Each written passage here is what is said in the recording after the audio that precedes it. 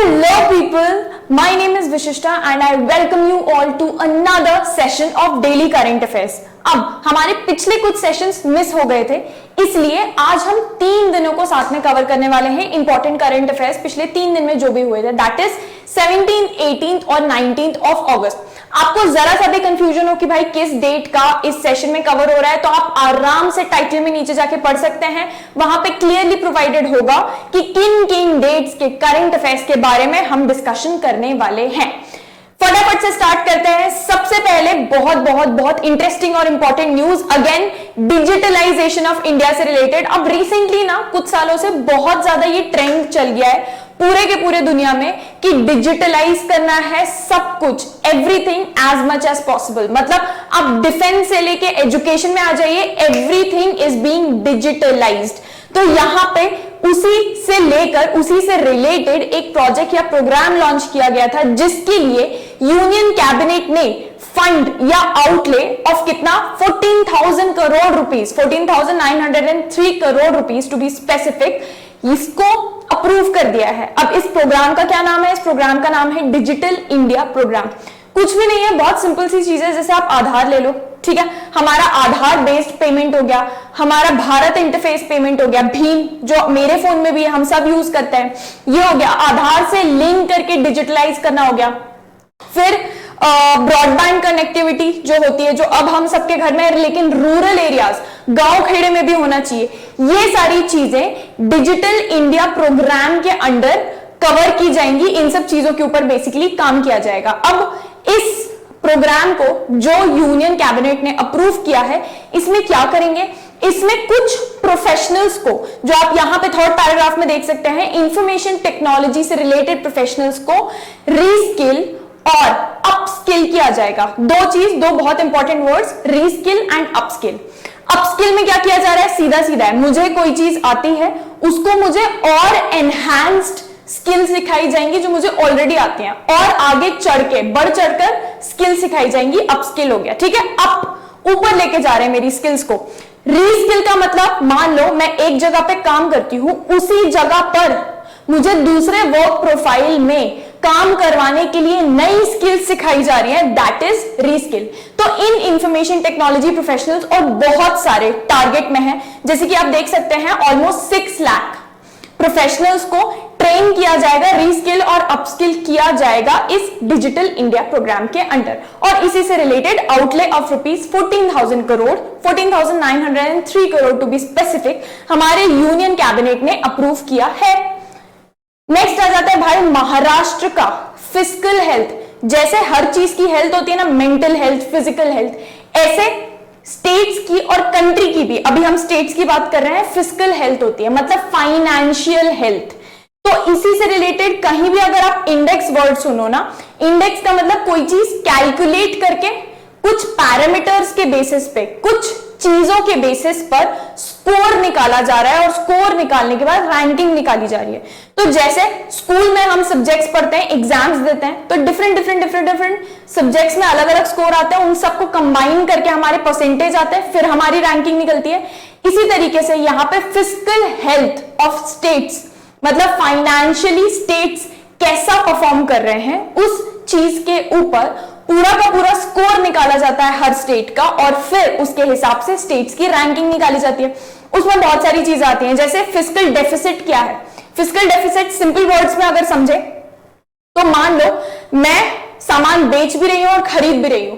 अब अगर मैंने जितना सामान बेचा वो कम था जितना खरीदा उससे, तो मेरा लॉस में चलेगा ना। बेसिकली चादर जितनी नहीं थी मेरी, उससे ज्यादा मैंने पैर फैला लिए, जितनी मेरी औकात नहीं थी उससे ज्यादा मैंने खर्च कर दिया, तो वो जो गैप आ गया ना कि जितने थे नहीं उससे ज्यादा खर्च कर दिए, तो एक गैप क्रिएट हो जाएगा, वो कहलाता है फिजिकल डेफिसिट। डेफिसिट मतलब किसी चीज की कमी हो जाना, ठीक है। तो किसी भी स्टेट का फिजिकल डेफिसिट कैसा चल रहा है, जो कि परसेंटेज में निकाला जाता है।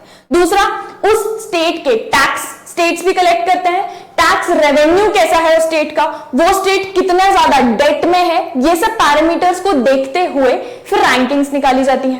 फर्स्ट स्कोर किया है भाई हमारे महाराष्ट्र ने, अमेजिंग। सेकंड स्कोर किया है सरप्राइजिंगली, क्योंकि उसको बोला जाता है one of the poorest states in the country, but it has come second position पे इस छत्तीसगढ़, और थर्ड पोजीशन पे आप यहां पे देख सकते हैं कि तेलंगाना और झारखंड। ठीक है, बॉटम 3 स्टेट्स में अगर हम जाएं तो वहां पे आए हैं हमारे बंगाल, पंजाब और केरला, सरप्राइजिंगली अगेन। तो भाई टॉप 3 और बॉटम 3, इस पे आपसे सीधा सीधा सीधा एमसीक्यू पूछा जा सकता है। फर्स्ट हमारा आ गया महाराष्ट्र, और बॉटम में सबसे नीचे हमारा वर्स्ट परफॉर्मिंग स्टेट जिसको हम बोले वो आ गया बंगाल। नेक्स्ट, यूपी का पहला e office system Kannauj district में लॉन्च किया गया है।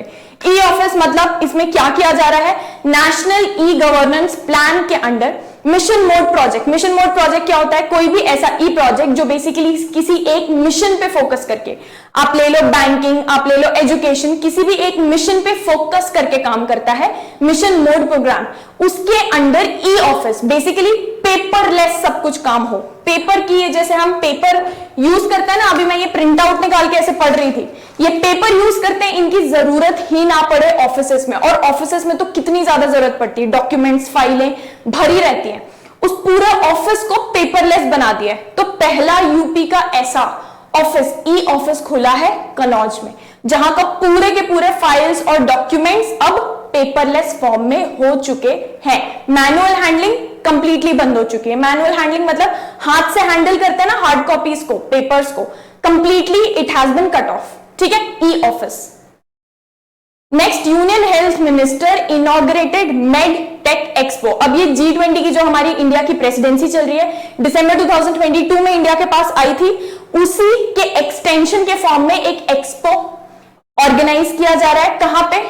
इट इज ऑर्गेनाइज्ड इन गांधीनगर, गुजरात। इस पे क्वेश्चन कई बार आ जाता है एमसीक्यू फॉर्म में कि भाई ये मेडटेक मतलब मेडिकल टेक्नोलॉजी से रिलेटेड एक्सपो कहां पर ऑर्गेनाइज किया गया था या लॉन्च किया गया था, इनॉग्रेट किया गया था? ये किया गया है गांधीनगर, गुजरात में। अब इसमें सिंपल सी बात हो रही है, हमारे प्राइम मिनिस्टर का बहुत बड़ा ड्रीम है जिसपे बहुत ज्यादा हद तक हम काम कर भी चुके हैं, दैट इज आत्मनिर्भर भारत बनाना। अपने ऊपर खुद डिपेंड करें, अपनी पूर्ति खुद करें, किसी और कंट्री पर डिपेंड ना करना पड़े किसी भी चीज के लिए। उसी के अंदर बहुत सारे ब्रांचेस हैं, उनमें से एक ब्रांच ये भी है कि मेडिकल डिवाइसेस जो लगते हैं, छोटे से छोटे डिवाइस, बीपी की मशीन से लेके बड़े से बड़े डिवाइस, पूरा का पूरा जो हार्ट ऑपरेट करते हैं, उन डिवाइसेस तक सारे मेडिकल डिवाइसेस हम खुद बनाएंगे, खुद यूटिलाइज करेंगे, आत्मनिर्भर बनेंगे।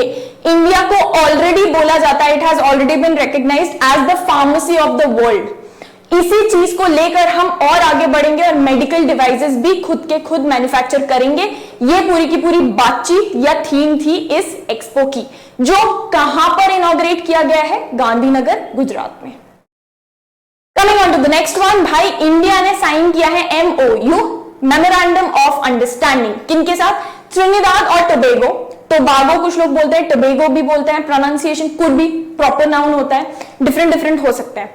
अब ये एक कंट्री है, दो नहीं है, ये एक लौती आइलैंड स्टेट है, आइलैंड कंट्री है। कहां? करीबियन में। वेनेजुएला सुना होगा काफी बार, उसी के पास में। ठीक है, ये कंट्री, अच्छा हमको सुनने में ऐसा लगता है कि यार ये एग्जिस्ट करती भी है कि नहीं, इतनी छोटी सी है, पता नहीं कैसी होगी। This country is actually one of the wealthiest countries in the world. क्यों? क्योंकि वहां पे ऑयल और नेचुरल गैस का बहुत ज्यादा बड़े बड़े रिजर्व्स हैं, उन्हीं को एक्सप्लॉइट कर करके it has become one of the wealthiest countries in the world. मतलब आप कॉस्ट ऑफ लिविंग इंडिया में देखें तो कुछ $400 होगी, और आप अगर ये ट्रिनिदाद और टोबैगो में जाके देखें, यहां कॉस्ट ऑफ लिविंग करीब $1100 से $1300 पड़ती है मिनिमम। तो आप अंदाजा लगा सकते हैं इंडिया से तो काफी आगे है। इनके साथ MOU साइन किया है, किस चीज के ऊपर? इंडिया स्टैक शेयर करेंगे। इंडिया स्टैक क्या होता है? एक ओपन API होता है, मतलब open application programming interface, API basically होता है। इसके थ्रू क्या करते हैं, कोई भी डेटा, चाहे वो डेटा हो गया AI के ऊपर, बहुत सारे टाइप का डेटा हो सकता है, वो डेटा आप ओपन API पे डाल के और पब्लिकली सबके साथ शेयर कर सकते हो, चाहे गवर्नमेंट को जरूरत हो, चाहे स्टार्टअप्स को, चाहे डेवलपर्स को, जिनको भी सॉफ्टवेयर डेवलपर्स को उस डेटा की जरूरत है, वो पब्लिक प्लेटफॉर्म पे चला जाता है। जैसे एक बहुत ही अच्छा एग्जांपल ओपन API का होता है विकिपीडिया, ओपन टू ऑल। आप उस पर इंफॉर्मेशन डाल भी सकते हो, चेंज भी कर सकते हो, एडिट भी कर सकते हो, उससे इंफॉर्मेशन पढ़ भी सकते हो, कॉपी भी कर सकते हो, बेसिकली यूटिलाइज कर सकते हो। It's an open API. तो इंडिया स्टैक इज बेसिकली ऐसे ही डेटा का कलेक्शन जो इस एमओयू के बाद ये दोनों कंट्रीज, इंडिया इन कंट्री के साथ मिलकर अपना डेटा उनको भी प्रोवाइड करेगी। अगर आपको जरूरत है तो आप हमारा डेटा यूज कर सकते हो। स्पेसिफिक डेटा पूरा एमओयू में स्पेसिफाइड होगा, लेकिन हमारे लिए ये इंपॉर्टेंट है एमसीक्यू पॉइंट ऑफ व्यू से कि भाई इंडिया स्टैक से रिलेटेड किस कंट्री के साथ एमओयू साइन किया है। इससे ज्यादा डिटेल में वो आपसे एक्सपेक्ट नहीं करेंगे कि भाई इस बच्चे को ओपन एपीआई का कंसेप्ट डिटेल में पता हो या उनको ये पता हो। Still we understand and we try to explain the concept. क्यों? क्योंकि आप एक बार कंसेप्ट स्टोरी फॉर्म में समझ लेते हो ना तो हमेशा याद रहता है। जैसे आपको दिमाग में वेनेजुएला आ गया होगा, कैरिबियन आ गया होगा, तो ट्रिनिडाद एंड टोबैगो याद रहेगा, है ना। कॉस्ट ऑफ लिविंग, ऐसे पूरी स्टोरी बन के आपको याद रहेगी। दैट्स व्हाई बैकग्राउंड बताया जाता है। इसका मतलब ये नहीं इस बैकग्राउंड से इतना डिटेल में क्वेश्चन आता है, ठीक है। चलो coming on the next one, Lok Sabha के हमारे स्पीकर। पहला क्वेश्चन बन गया भैया कौन है? लोकसभा के हमारे स्पीकर हैं ओम बिरला। उन्होंने क्या इनॉग्रेट किया है? उन्होंने इनॉग्रेट किया है 9th Commonwealth parliamentary conference. Simple सी पार्लियामेंट्री कॉन्फ्रेंस है, लेकिन कॉमनवेल्थ नेशंस क्या होते हैं भाई? कॉमनवेल्थ एक ऐसा एसोसिएशन ऑफ 56 मेंबर स्टेट्स या नेशंस है जिसमें से मैक्सिमम ब्रिटिश टेरिटरी रह चुके हैं। 56 में से मैक्सिमम स्टेट्स जो हैं वो ब्रिटिश टेरिटरी रह चुके हैं। तो India is also part of Commonwealth. काफी बार आपने सुना होगा कॉमनवेल्थ गेम्स, है ना। तो इसी से रिलेटेड कॉमनवेल्थ पार्लियामेंट्री कॉन्फ्रेंस। इस कॉन्फ्रेंस का थीम क्या था?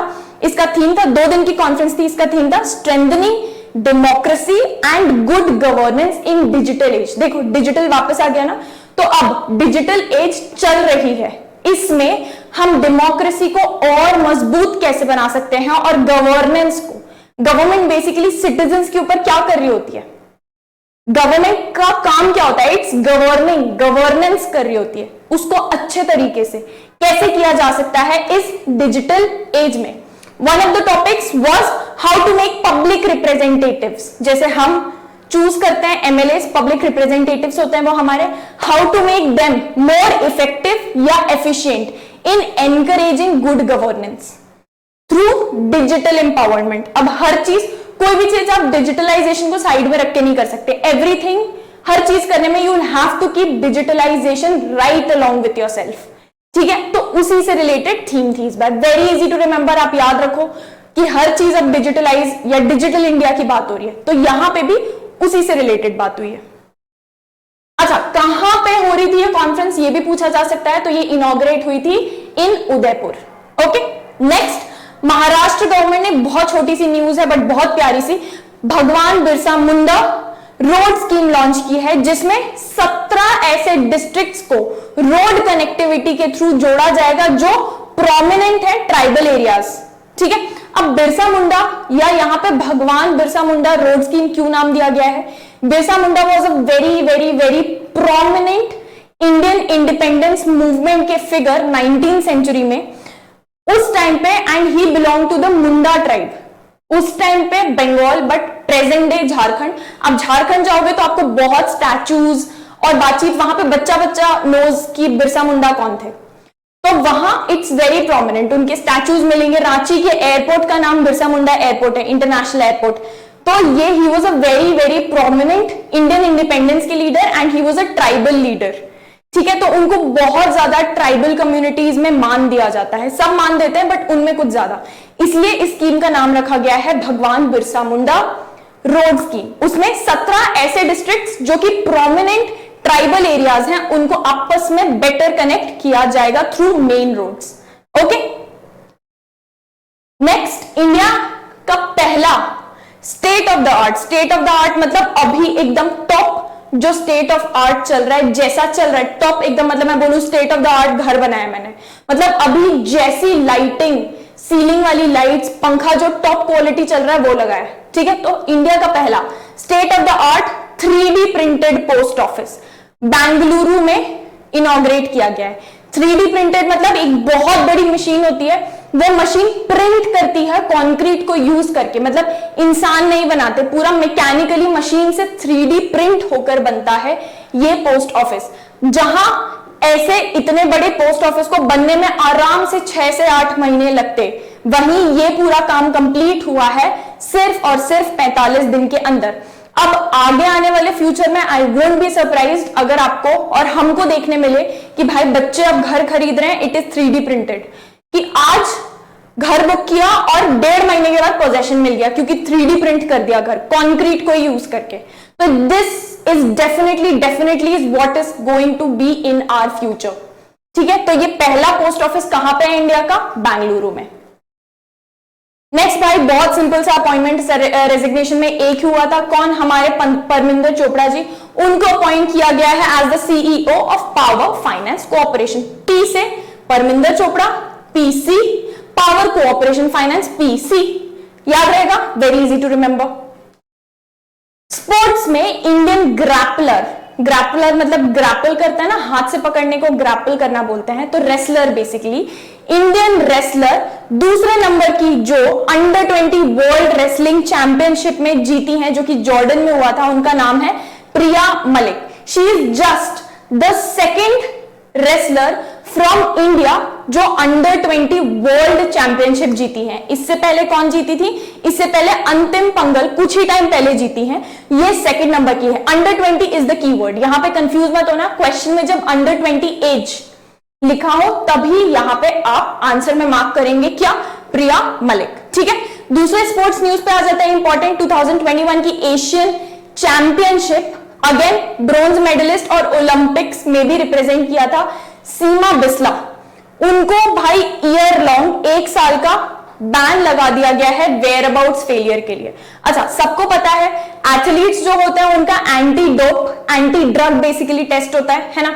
इसमें वेयर अबाउट्स फेलियर कब होता है? जब एक विंडो होता है जिसमें आपको बताया जाता है कि भाई इतने टाइम में ऑफिसर आएंगे और आपका ड्रग टेस्ट करेंगे, एंटीडोप टेस्ट करेंगे। उस विंडो में when you fail to appear, आप मतलब बेसिकली मान लो आपको 2 घंटे का एग्जाम है और उस 2 घंटों में आप हॉल में नहीं हो तो ऑब्वियसली यू विल फेल, है ना, एग्जाम ही नहीं दिया। तो इसलिए वेयर अबाउट्स फेलियर कहलाता है और उसी के चलते इनको 1 ईयर लॉन्ग बैन लगाया गया है। इस टाइप की कंट्रोवर्शियल चीजें कई बार पेपर में आ जाती हैं, आपसे नाम पूछ लिया जाएगा। ठीक है, and coming on to the last, reserve bank of India has launched a centralised web portal. Centralised मतलब हर चीज का एक वेब पोर्टल। किस चीज के लिए? Unclaimed deposit. कोई भी इंसान है, मैं हूं, मेरे पापा हैं, मेरे पापा ने मुझे बताया कि यार बेटा अपना करेंट सेविंग्स अकाउंट था उसको 10 साल से ऑपरेशनल नहीं है, वो ऑपरेट ही नहीं किया गया है।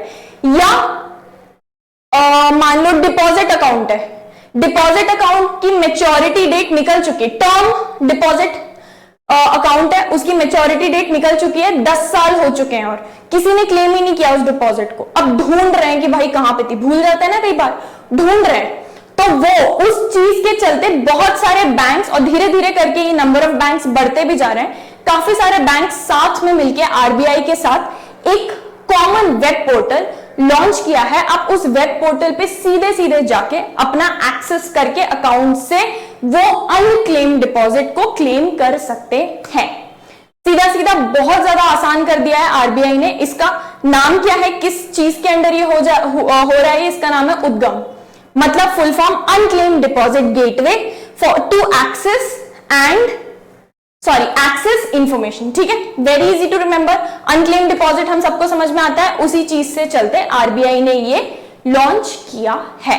And that was all for 3 days. आपको बहुत मजा आया होगा, आज बहुत ही कम चीजें हुई थी पिछले 3 दिनों में। तो ये हमने कवर कर लिया है 17, 18 और 19 के करंट अफेयर्स। अब आपके करंट अफेयर्स के सेशन मोस्टली डेली ही होंगे, बट आपको जरा सा भी डाउट होना कि आज ये सेशन में किन किन डेट्स को कवर किया गया है इंपॉर्टेंट, तो आप आराम से टाइटल में देख सकते हैं कि भाई ये डेट्स आज के इस क्लास में कवर हुई है। तब तक के लिए रिवाइज करते रहिए, करंट अफेयर्स में इंटरेस्ट लाइए। धीरे धीरे करके जब क्यूरियोसिटी आएगी ना, जैसे अभी ट्रिनिडाड एंड टोबैगो हमने सुना, हमको एक सेकेंड को लगा ना ये किस टाइप के नेशंस होते कहां है? ये तो टोबैको मतलब ऐसा तंबाकू जैसा नेशन का नाम है क्या? ये लगता है ना क्यूरियोसिटी। कैपिटल कहां है, दुनिया में कहां है? 200 नेशंस हैं दुनिया में, हम एक है, हमको आसपास के 4 और पता है, बाकी 190 पता ही नहीं है। तो क्यूरियोसिटी एक आती है ना, just keep that in your hand, उस क्यूरियोसिटी को पकड़ के रखो और धीरे धीरे करंट अफेयर्स कैसे it will become your best friend, you won't even realise, because that's exactly what happened with me. ठीक है, चलो तब तक के लिए रिवाइज करते रहिए। मैं मिलती हूं आपसे नेक्स्ट सेशन में। Bye bye.